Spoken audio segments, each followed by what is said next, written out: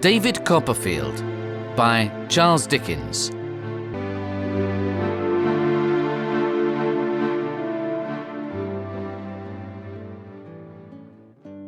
Charles Dickens.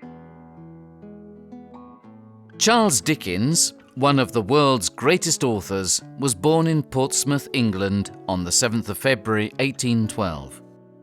He was the second of 8 children. As a child, he loved reading all kinds of books. When Dickens was only 12 years old, his father was sent to prison because he had serious money problems. Young Dickens had to leave school, which he liked a lot, and go to work in a factory.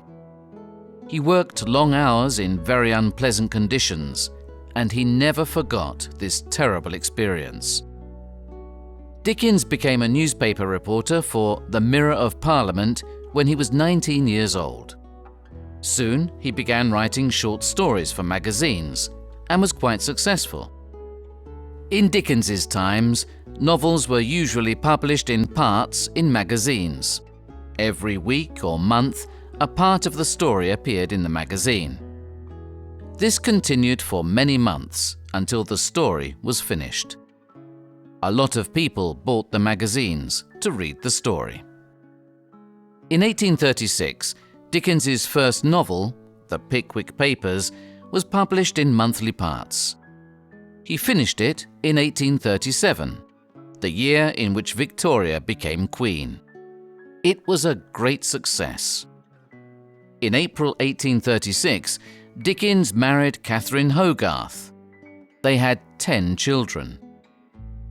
During his life, Dickens met many people: young, old, rich, poor, happy, sad, kind and unkind, and he wrote about them in his wonderful novels. Dickens lived during the Victorian age, and his books often talk about poverty and the social problems of the time. He wrote 14 major novels. Some of them are Oliver Twist, 1837-38, A Christmas Carol, 1843, David Copperfield, 1849-50, Nicholas Nickleby, 1854, A Tale of Two Cities, 1859, and Great Expectations, 1860-61. Dickens travelled to Switzerland, Italy, France, and the United States, where he read extracts from some of his novels to the public in New York and Boston. The American public liked his books a lot. He died in 1870 at the age of 58 and was buried in Poets' Corner in Westminster Abbey in London.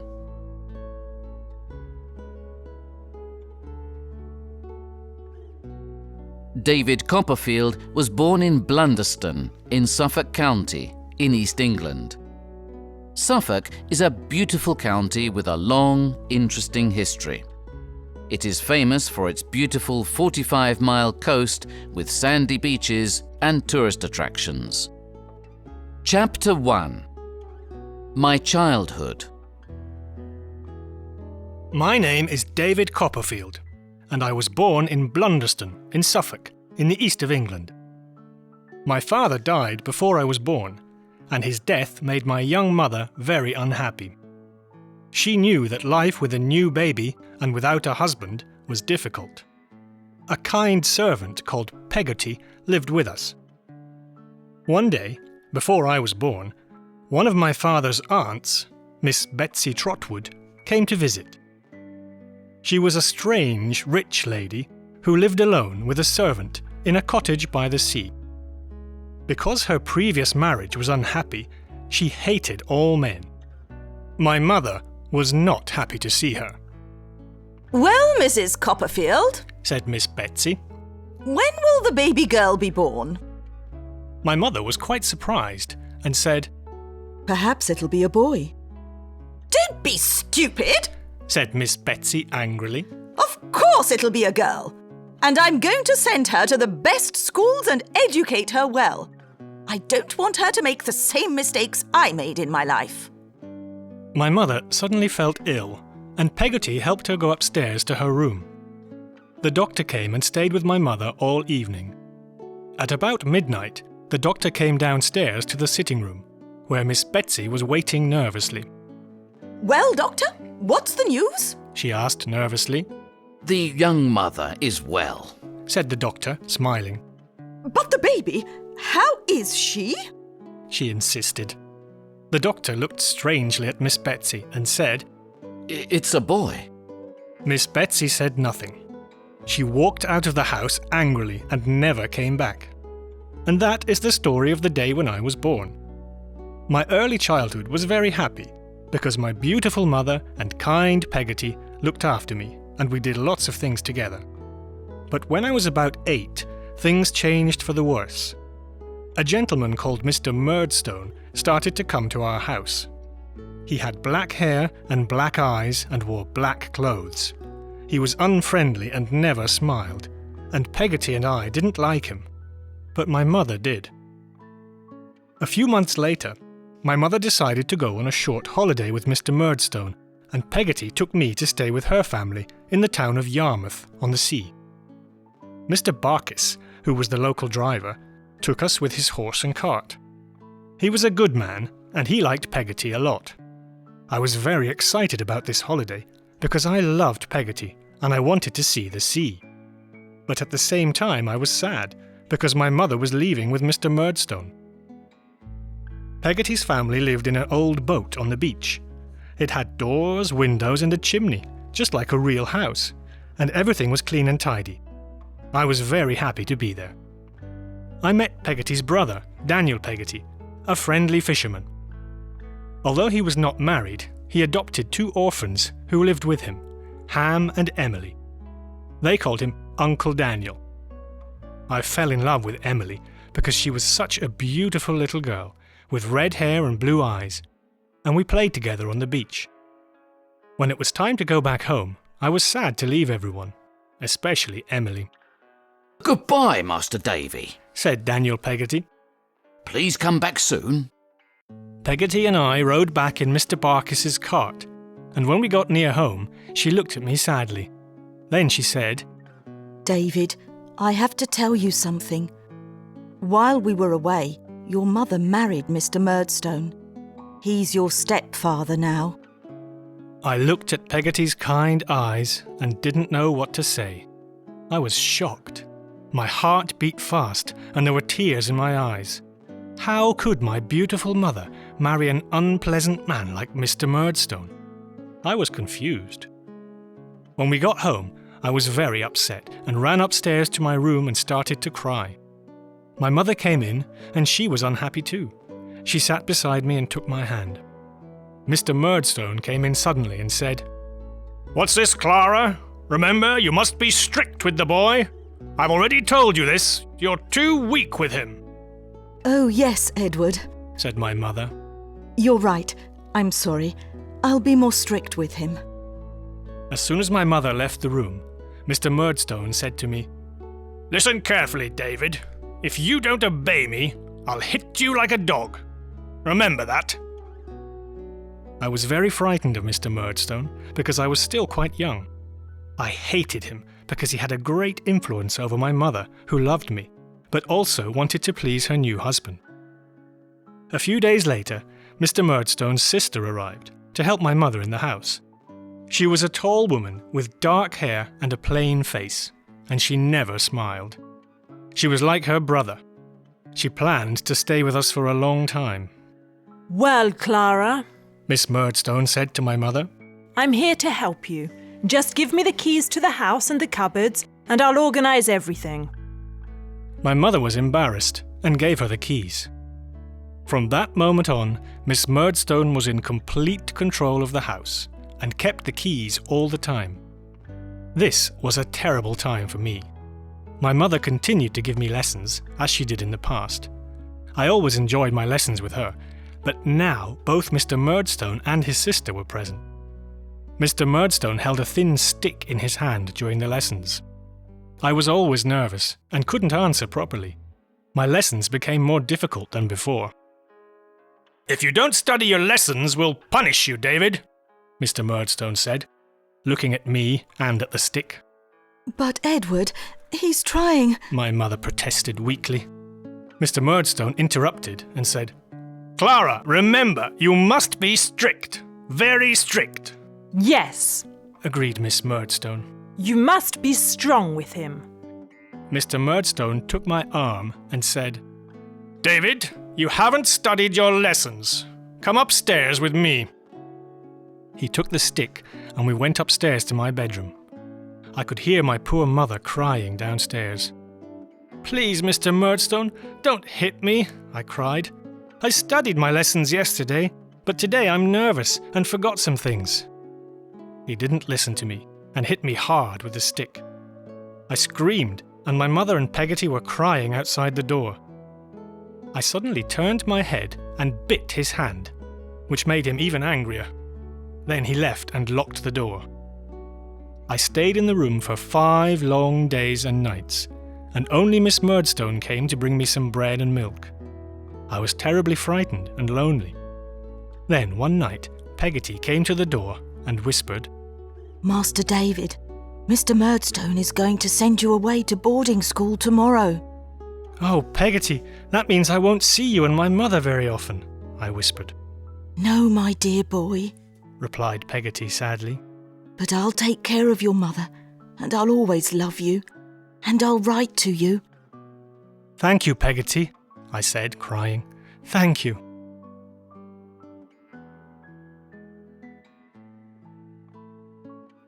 Chapter 2. Salem House. The next morning, Miss Murdstone packed my suitcase and I was allowed to say a quick goodbye to my mother, who was quite upset. As soon as the horse and cart arrived, I got on and started crying. I was leaving my home, my mother and Peggotty, and I was going to the Salem House, a boarding school far away in London. I felt very alone in the world. Salem House was a large old building surrounded by a high stone wall. It was a horrible school. When I arrived, the headmaster, Mr. Creakle, put a sign around my neck that said, "Be careful, he bites." I had to wear it all day long, and this embarrassed me terribly. Luckily, I made friends with 2 boys, Tommy Traddles and James Steerforth. Traddles was about my age, but Steerforth was one of the oldest and most popular boys. He was good-looking and came from a rich family. He called me Daisy and protected me from the other boys and the teachers. "Give me your pocket money, Daisy," Said Steerforth one day. "and I'll buy food and drink for everyone. The boys will like you then." I agreed, and that evening we had a pleasant time sitting on our beds, eating, drinking and whispering to each other. I soon discovered that all the boys hated Salem House, which was one of the worst schools in England. They especially hated Mr. Creakle, who carried a heavy stick and used it to hit the students. However, Mr. Creakle never hit Steerforth, and so I admired Steerforth. He became my best friend. I was glad to go home for the Christmas holidays and was surprised to find that my mother had a new baby. However, she looked tired and worried, and she was also very thin. The Murdstones hated me even more than before, and I was even happy to go back to Salem House, where I could see Traddles and Steerforth again. 2 months later, in March, on the day of my birthday, Mr. Creakle called me to his office. When I saw his wife waiting for me, I knew that something was wrong. Mrs. Creakle looked at me kindly and took my hand. My dear David, your mother has been ill, very ill. I'm so sorry to tell you. She's dead. My legs felt weak and tears ran down my face. I couldn't stop crying. I felt I was an orphan. Now, I was really alone in the world. I returned home for my mother's funeral, which was a terribly sad experience. The Murdstones were as cold and horrible as ever. Only Peggotty comforted me. She told me about my mother's death and how the baby died too. After the funeral, Miss Murdstone said, We don't need a servant anymore, Peggotty. You must leave. Since Peggotty didn't have another job, she decided to go and stay with her brother in Yarmouth. She invited me to go with her for a holiday, and the Murdstones, surprisingly, agreed. I was glad to see Daniel, Peggotty, Ham, and Emily again. They were wonderful people, and I felt welcome at their home.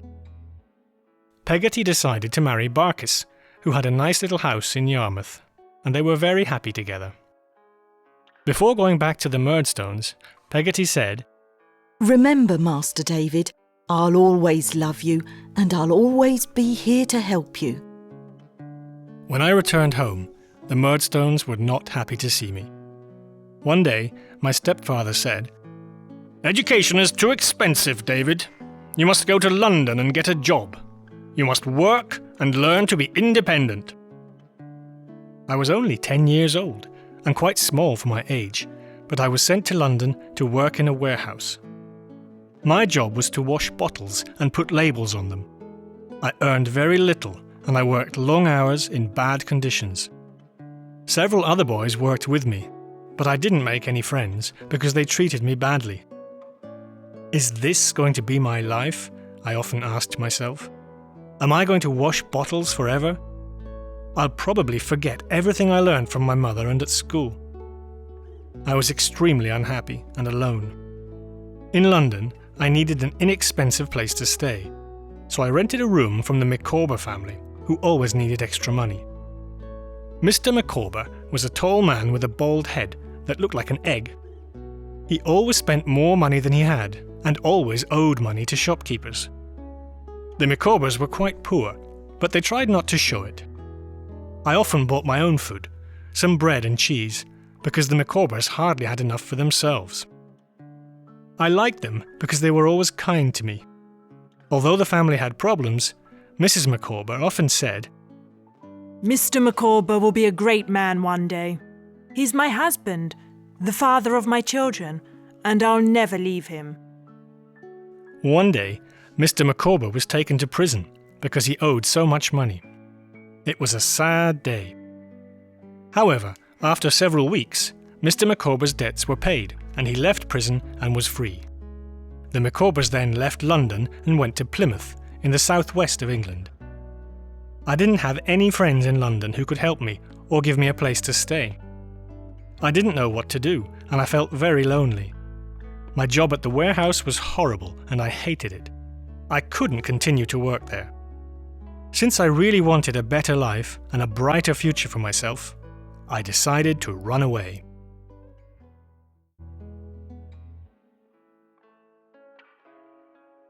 Chapter 3. Aunt Betsy. I knew that my father's aunt, Betsy Trotwood, lived somewhere near Dover, so I decided to go and look for her. She was my only relative in the world, and I could ask her to help me. I had very little money and only a small suitcase, but a young man in the street pushed me against a wall and stole everything I had. What terrible, terrible luck, I said to myself. I sat down in the street and started to cry. Now I've lost everything I own in the world. Since I had no more money, I couldn't take the coach to Dover. I had to walk there, and the journey took 6 long days.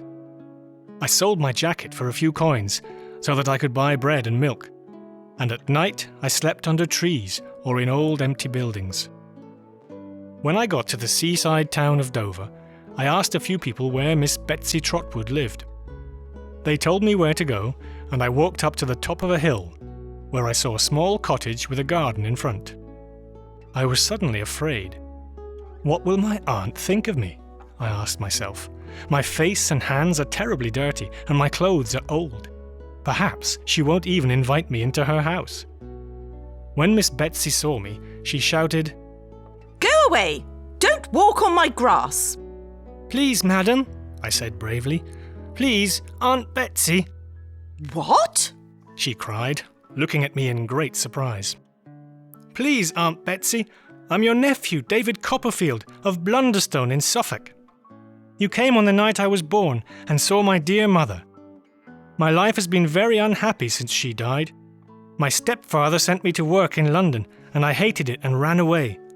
Then someone stole my money and my suitcase, and I had to walk all the way from London. I felt weak and suddenly fell to the ground and started to cry. My aunt picked me up and took me into her sitting room, where she wrapped me in a big blanket and put me on her sofa. Then she called Mr. Dick, a man who stayed with her. People thought he wasn't intelligent, but he was very gentle and kind. Mr. Dick, what can we do with this boy? She asked. You remember that I had a nephew in Suffolk? Well, this is his son, David. Oh, he exclaimed. Well, first of all, wash him, and then give him some clean clothes and some food. Well done, Mr. Dick, said my aunt happily. You always have the right answer. While I was eating, my aunt asked me a lot of questions, and I told her the story of my life. I was very tired after the long day, and Janet, her servant, showed me my room. I fell asleep immediately in a warm, comfortable bed. At breakfast the next morning, I asked my aunt, "What's going to happen to me?" I've already written to your stepfather and explained the situation, said Aunt Betsy. Oh, are you going to send me back to the Murdstones? I asked her. Please don't, Aunt. Oh, please let me stay here. I don't know yet, David, she said, looking at me. We'll have to wait and see. I was very worried, because I didn't want to go back to the Murdstones.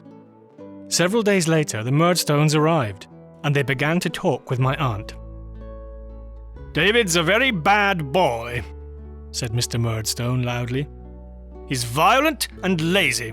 Yes, said Miss Murdstone.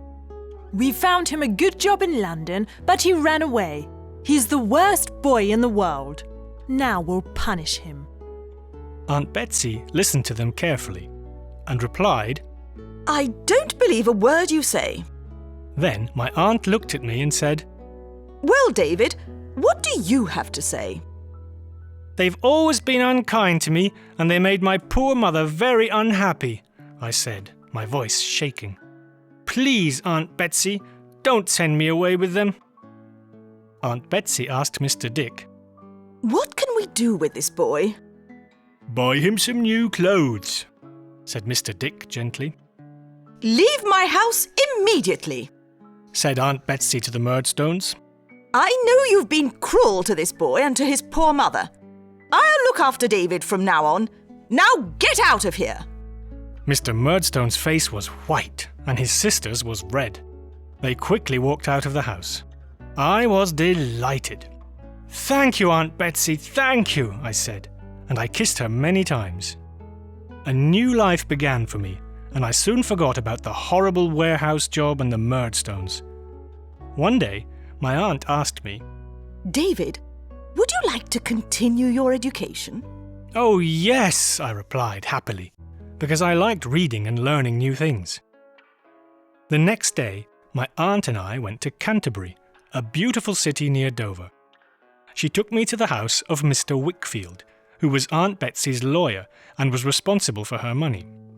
When we arrived, a strange young man with red hair and a thin face opened the door. I thought he was a servant. Is Mr. Wickfield home, Uriah Heep? Asked my aunt. Yes, he is, madam, Replied Uriah, with an unpleasant smile. Mr. Wickfield? Said Aunt Betsy. This is my nephew, David. I have recently adopted him, and I want to send him to a good school here in Canterbury. Do you have any suggestions? Mr. Wickfield thought for a moment and said, Yes, there's a very good school near the cathedral, Dr. Strong's school. David can live here with me and my daughter Agnes. We have plenty of room. Would you like that, David? My aunt asked. Oh, yes, very much, I said. I was smiling. Thank you, Aunt Betsy. I'll study hard.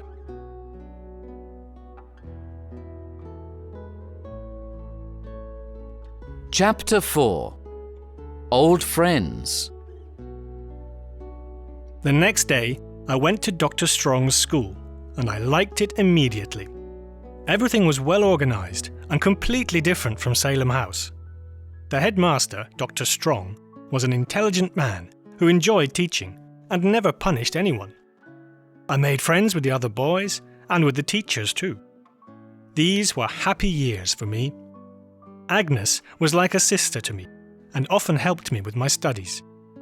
Mr. Wickfield's wife was dead and he was sad without her, but Agnes loved her father very much and did everything to help him. However, I didn't like Uriah Heep, who was studying to be a lawyer. He moved his body like a snake and he had an ugly smile. As time passed, he began to have a strange power over Mr. Wickfield. "Perhaps one day you'll be Mr. Wickfield's partner," I said to him. Oh no, Master Copperfield. Cried Uriah. I could never rise so high. I'm much too humble for that. But thank you, Master Copperfield, for thinking kindly of me. Please, come to visit me and my mother in our humble home. I did not feel comfortable with him for some reason. However, one day I went to his home for tea and met his mother. She was exactly like her son, unpleasant. During this time, I met the Micawbers, who had moved from Plymouth to Canterbury, and I was glad to see them. But unfortunately, they still had bad money problems. At the age of 17, I completed my studies at Dr. Strong's school, and my aunt suggested that I went on a holiday before I decided what profession to choose. I was now a young adult with an education and some money, so I decided to go and visit London for a few days. Then, I planned to go to Yarmouth to see Peggotty and her family. In London, I was surprised to meet my friend Steerforth, who didn't recognise me at first. Goodness! Exclaimed. It's little Copperfield. What are you doing in London? I've just finished school, and I decided to take a short holiday before I decide on my future, I explained. What about you, Steerforth? Well, I'm studying at Oxford University, where nothing exciting ever happens, so I often come to London, He said cheerfully. Have you visited London yet? No, not yet, I replied. We went sightseeing in London for a few days, and then I invited him to come to Yarmouth with me. He accepted my invitation happily. I still admired Steerforth greatly. When we got to Yarmouth, everyone was delighted to see me.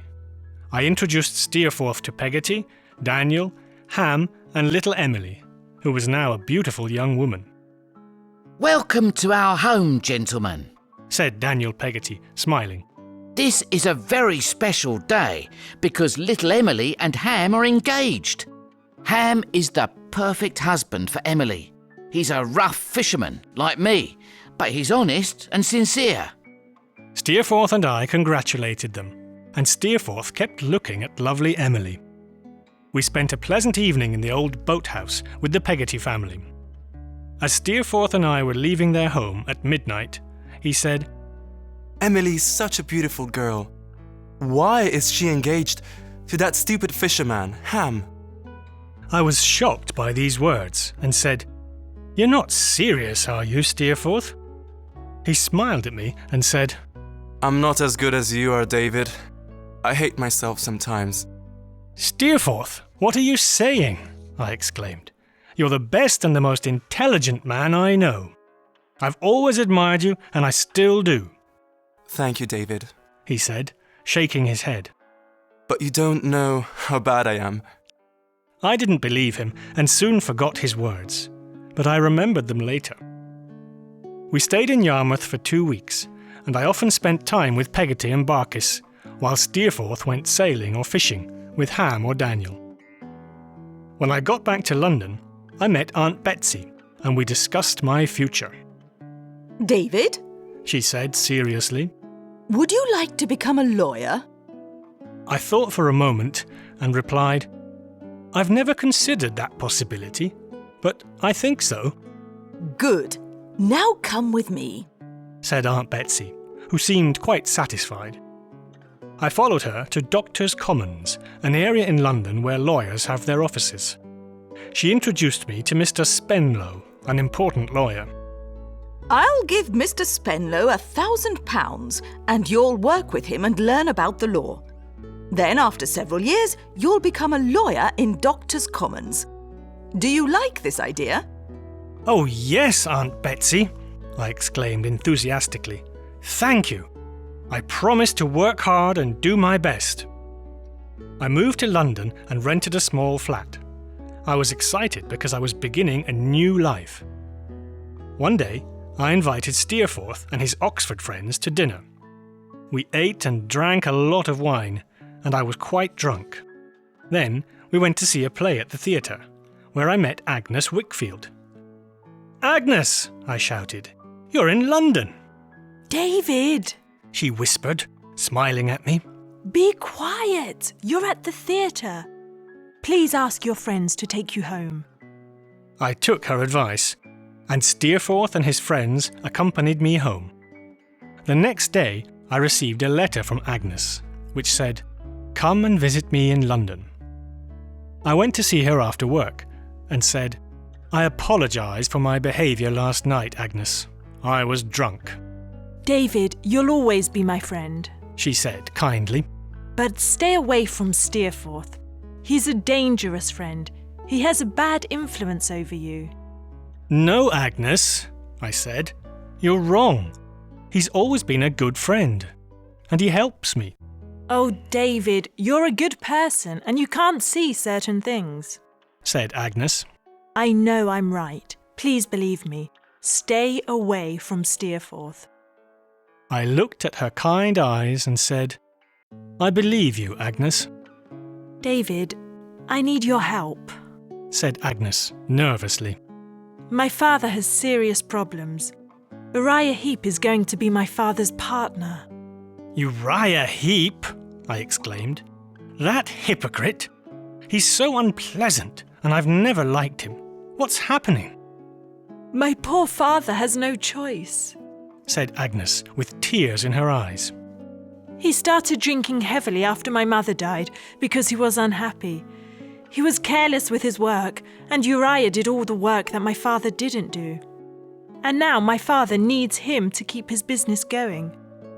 Uriah wants to become his partner, and my father's afraid of him. I don't know what to do. Please help me, David. Of course I'll help you, Agnes, I said. I'll think of a plan.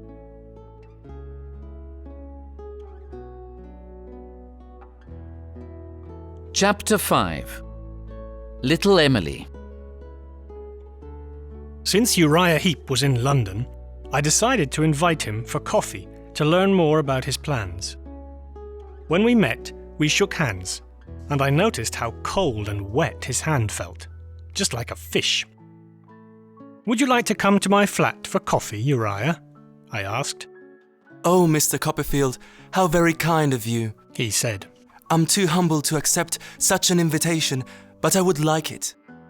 When we reached my flat, he looked at me with his unpleasant smile and said, Perhaps you've already heard that I'm going to become Mr. Wickfield's partner. Yes, I replied. Agnes told me.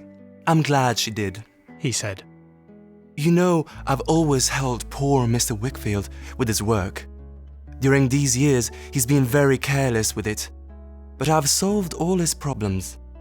I admire him greatly, and, in spite of my humble position, I'm in love with beautiful Miss Agnes, and I hope to marry her one day. I was furious. I wanted to hit his ugly face. But I thought of Agnes, and I tried to be calm. Have you spoken to Agnes about your love? I asked, looking at his evil eyes. Oh no, Mr. Copperfield, he said, smiling. I'll wait until I'm her father's partner. Uriah had power over Mr. Wickfield and his daughter now. Could Agnes ever marry such a worthless insect? I continued to work for Mr. Spenlow, who was an excellent lawyer, and I learnt a lot of things about the law. One day, he invited me to spend the weekend at his country house just outside London, where he lived with his daughter Dora, because his wife was dead. He introduced me to her, and I immediately fell in love. She was beautiful and gentle, with long blonde hair and lively blue eyes, and I couldn't stop looking at her. I was quite surprised when Dora introduced me to her companion. I'd like you to meet my new companion, Miss Murdstone, said Dora. She came to look after me when my mother died. Miss Murdstone seemed embarrassed to see me, but I didn't think about her because my only thoughts were for Dora.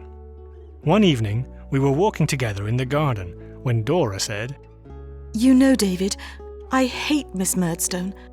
My father pays her to look after me, but she is unpleasant and terribly strict. While I was walking around London one day, I met my old friend Tommy Traddles. He was living in a poor part of London and he was studying to become a lawyer.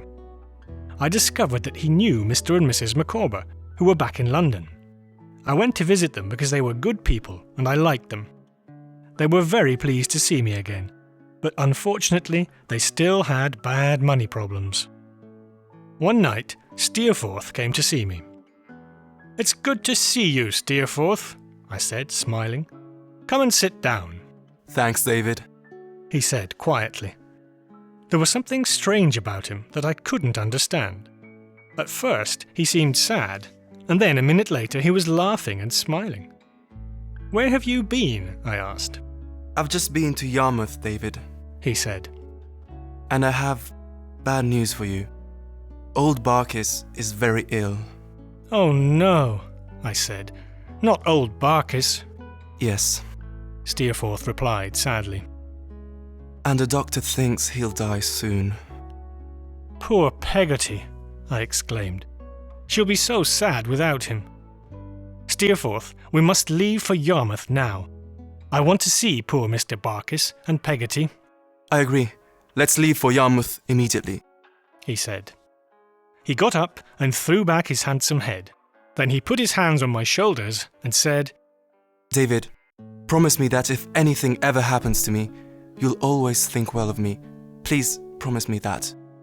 "Steerforth, you know I'll always admire you," I said, trying to understand what he meant. The morning after we got to Yarmouth, Mr. Barkis died and left Peggotty all his money. After the funeral, Ham called me outside the front door of his house. He was holding a letter in his hand, and he was desperate. "What's wrong, Ham?" I asked. Master David, please read this letter from little Emily. He said. Dear Ham, please forgive me. I am running away and leaving you and Uncle Daniel.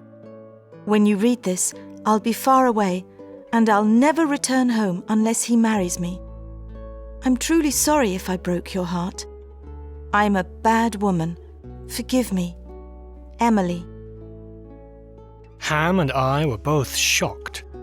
When we told Daniel, who loved his little Emily more than anyone in the world, he was furious. Who's the man? He shouted angrily. I want to know his name. Ham and I looked at each other, and we couldn't speak. Is his name Steerforth? Tell me! Daniel shouted again. It is! Replied Ham wildly. I'm sorry, Master David, but he's the worst man I know. He's evil. Daniel Peggotty suddenly looked much older and said, I'll always love my little Emily. I'm going to look for her and bring her back home. Don't try to stop me. I'm going to London and France and all over the world.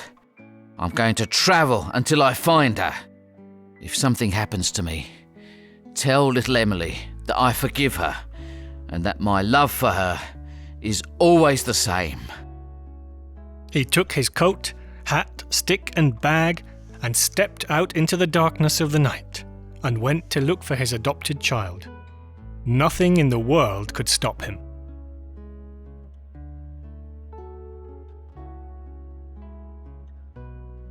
Chapter 6. Dora.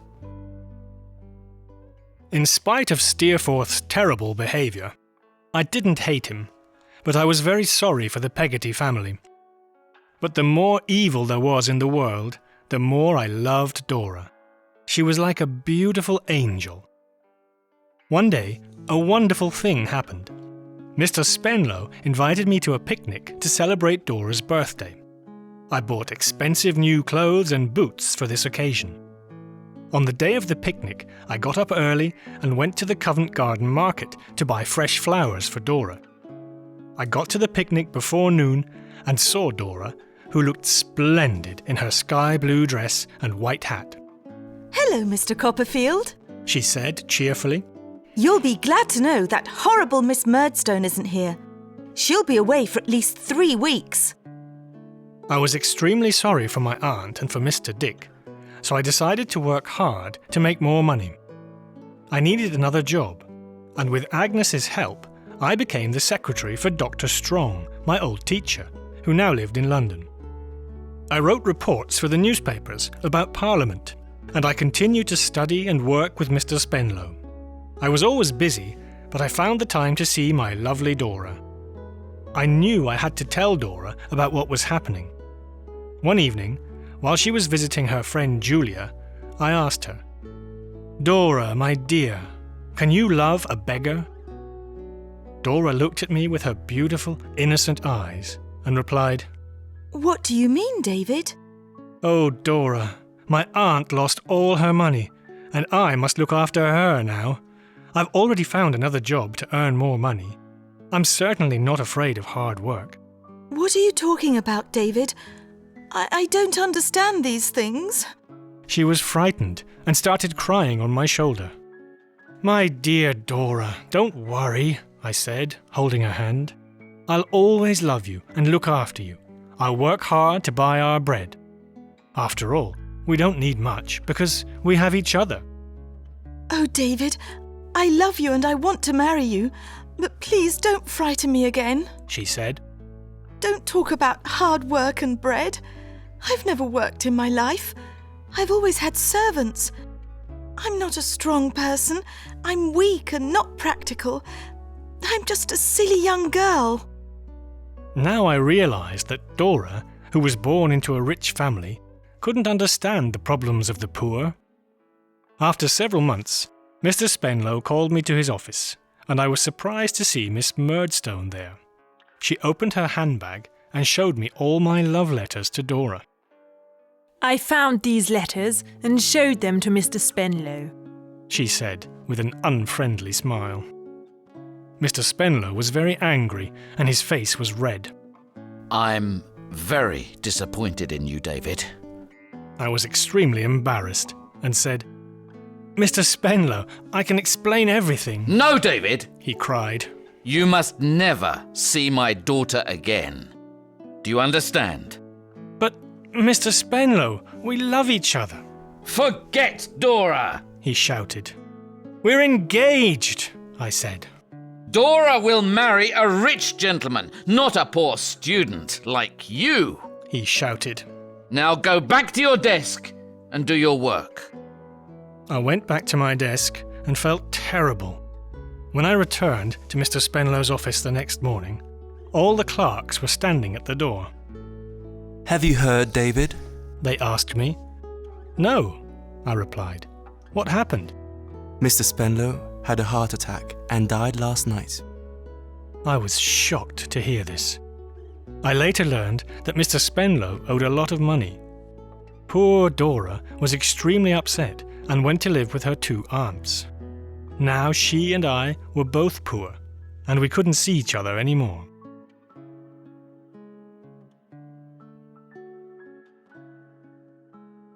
Chapter 7. Uriah Heep.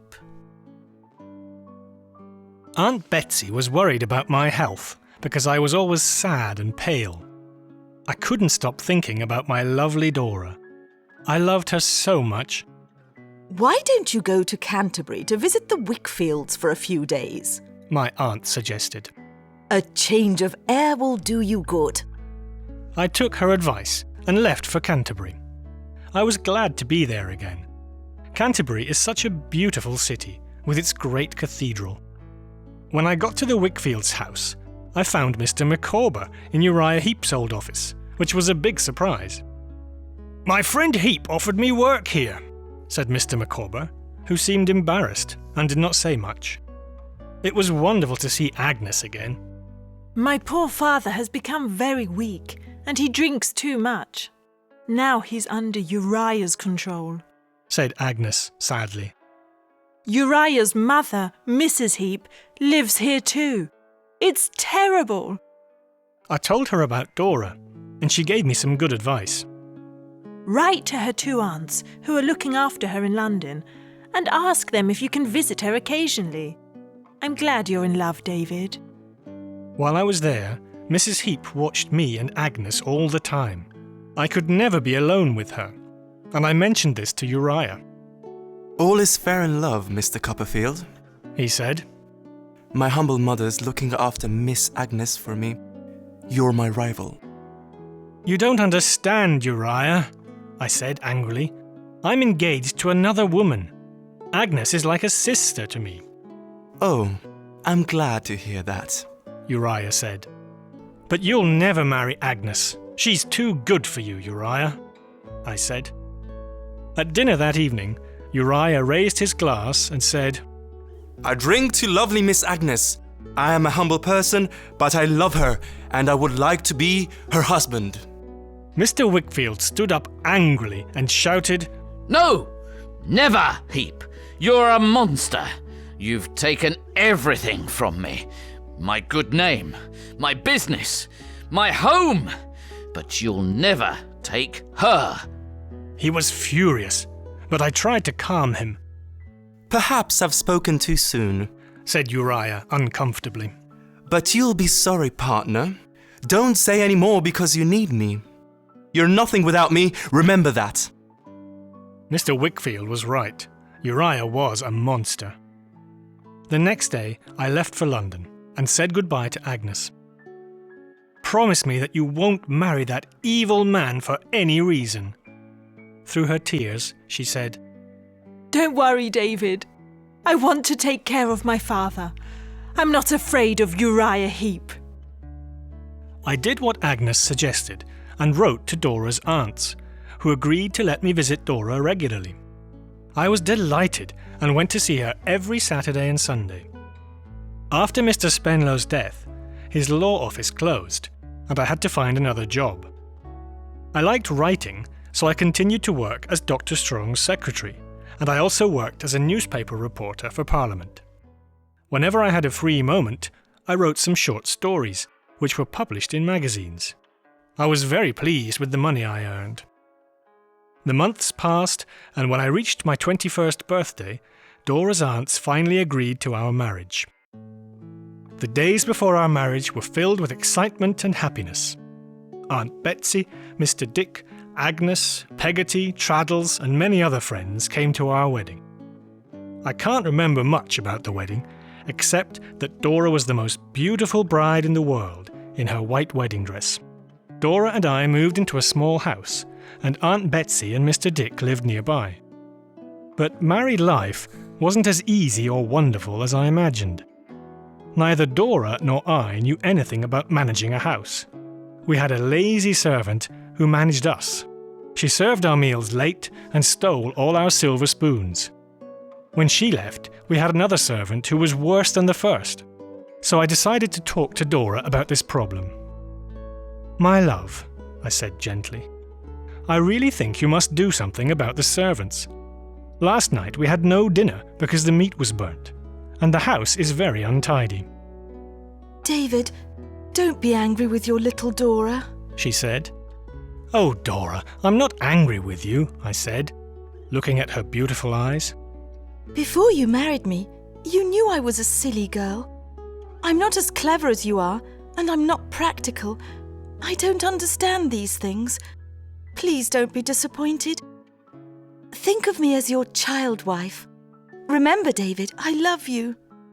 I know you love me, Dora, I said, and I understand. I still remember this conversation clearly, and now I'm glad that I didn't try to change Dora. I loved my child wife very much, and her happiness was important to me. But I had to carry all our problems on my own shoulders. Sometimes this was quite difficult, but I was able to solve most of our problems by myself. After the publication of my first story, Dora became ill and did not get better. She was very weak and she couldn't walk anywhere by herself. I had to carry her downstairs every morning and upstairs every night, and Aunt Betsy came to look after her every day. Dora was always pretty and cheerful, but I was very worried about her health.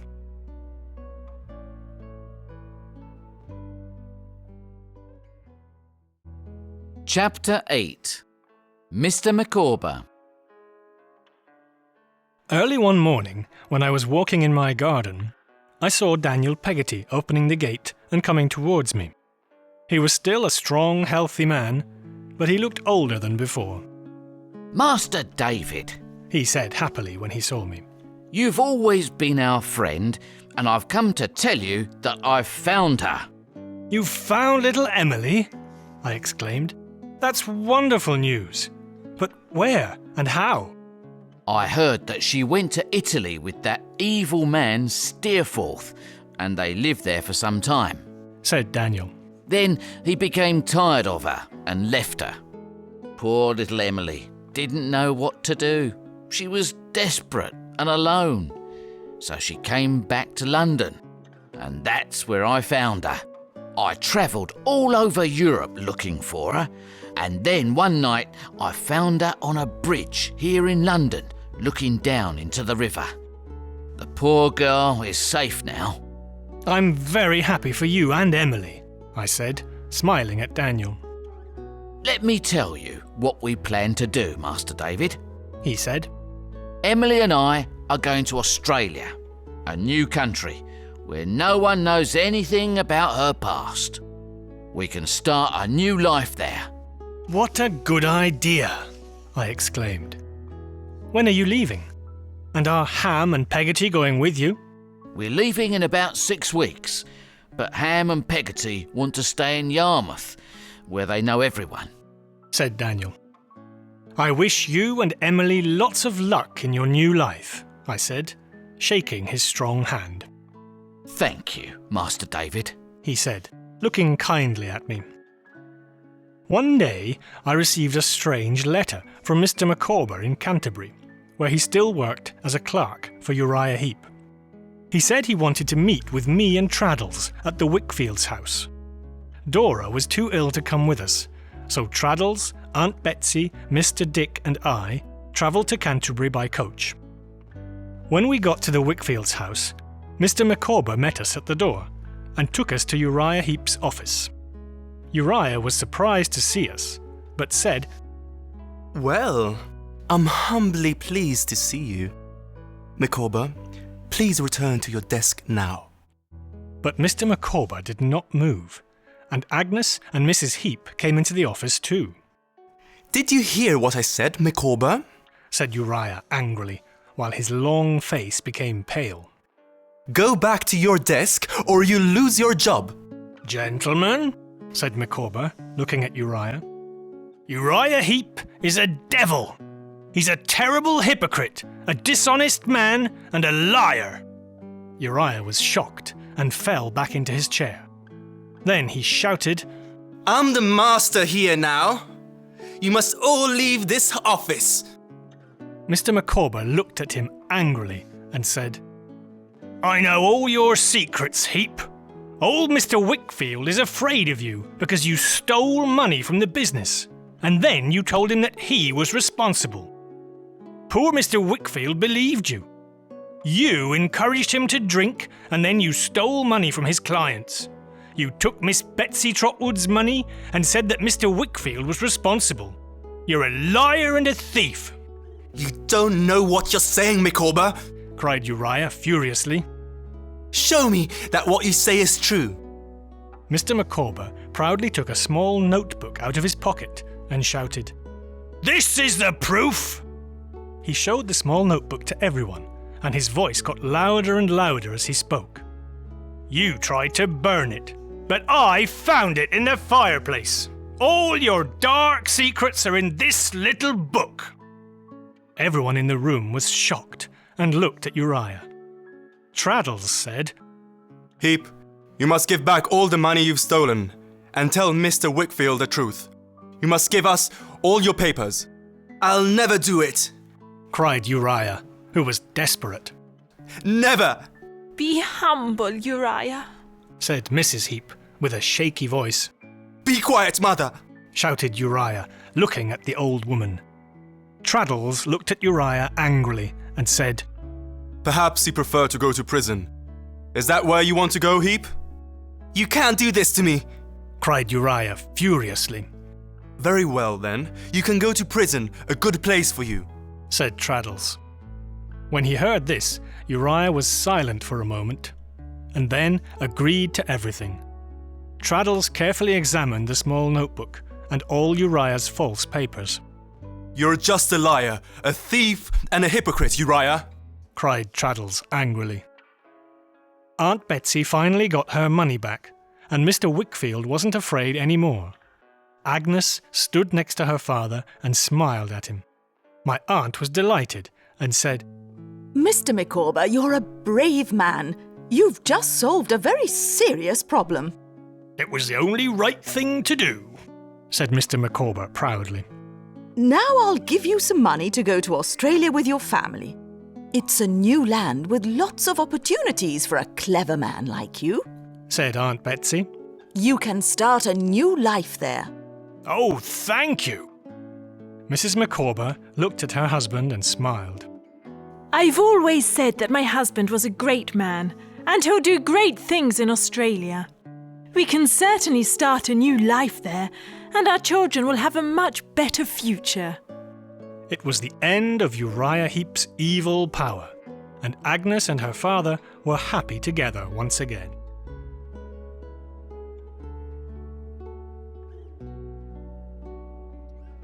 Chapter 9. Agnes. When I returned to London, my poor Dora was very ill. She stayed upstairs in her room all the time, and the sitting room looked empty without her. One day, while I was sitting with her in her room, she said, You know, Dodie, I think I was too young and silly when we got married. I was never practical. Don't say that, my dear, I whispered, holding her small hand. We've been so happy together. She took my hand and kissed it. Yes, we've been very happy together. Dodie, can you ask Agnes to come and visit me? Of course, my love. I'll write to her immediately, I said, trying not to cry. Agnes came the next day and went upstairs to see Dora. I knew Dora could not live long. The doctor told me she was seriously ill. I heard Agnes's voice from Dora's bedroom, and then there was silence. Agnes came downstairs slowly and looked up. I knew that Dora was dead. For a long time after that day, there was only great sadness and darkness in my life. In the middle of my sadness, I received a message from Emily. She wrote a letter to Ham before leaving for Australia with her Uncle Daniel, and asked me to give it to him. I agreed to go to Yarmouth and give it to Ham. In the letter, she asked Ham to forgive her. As I was travelling, a terrible storm began. There were strong winds and heavy rain. In Yarmouth, many of the people were on the beach looking at the rough sea with its high waves. The wives and sisters of the fishermen were afraid for their husbands and brothers. The sea was really frightening during the storm. That evening, I went to the hotel, but since the wind was making so much noise, I couldn't sleep. I decided to go down to the beach. There was a group of men on the beach looking out to sea.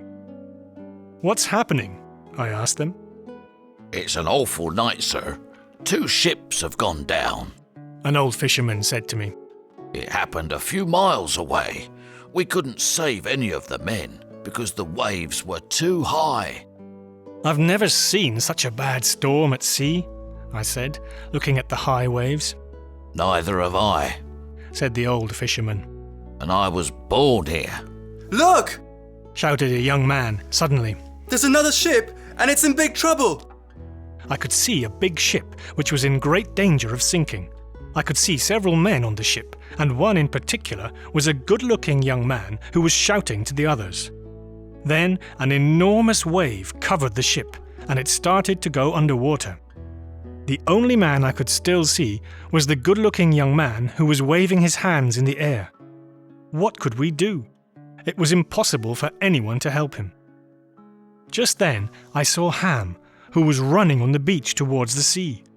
One end of a rope was tied around his body, and the other end was held by 3 strong men on the beach. Stop, Ham! Cried his friends.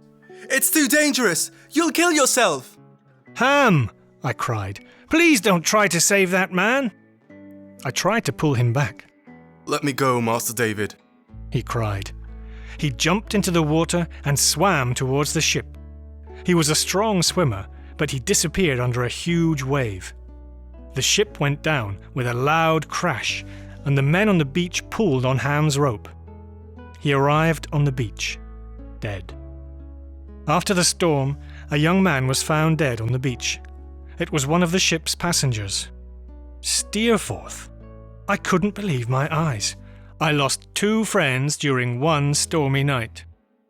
I was too upset to return to London and my old life, so I left England and travelled around Europe.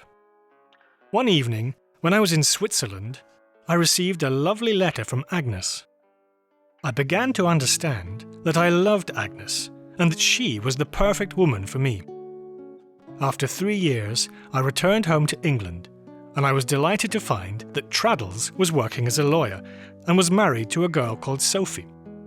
My aunt, who was rich again, moved back to her house in Dover, where she lived with Mr. Dick and Peggotty. In the meantime, Daniel, Emily, and the Micawber family were living happily in Australia, and Mr. Micawber was an important man in his town. When I visited my aunt, I asked her, "Why did you say that you lost the money yourself when Mr. Wickfield lost it?" Oh, She said, smiling. I wanted to protect my old friend Mr. Wickfield. Then I asked, "How is Agnes? Is she married?" My aunt looked at me carefully and replied, No, she's not married, but I think she has a special person in her heart. I didn't show my true feelings to my aunt, but I borrowed a fast horse and rode to Canterbury to see Agnes and her father. She was delighted to see me, and we talked for a long time. Her father was now poor, but he was happy, and she gave lessons in her home. "Dear Agnes, you've always been so dear to me," I said. "My aunt says that you have a special person in your heart. Is that true? Are you in love? Tell me." Agnes turned away from me and said sadly, No, David, I can't talk about it now. She could hardly speak. "My dear Agnes," I said. Oh, David, She whispered. if I have a secret, it isn't a new one. It's been a secret for a long time. I was wild with hope. Was I her secret? "When I left England, Agnes, I loved you, and I still do," I said bravely. "You're the most important person in my life. Marry me." Agnes turned around and looked at me. There's something I must tell you, David. She said softly. I've always loved you too. And there's something else. Before our sweet Dora died, she asked me to take her place and fill the empty space in your heart. There was a moment of silence, and then Agnes said, Now you're back home, David. Yes, I'll be your wife.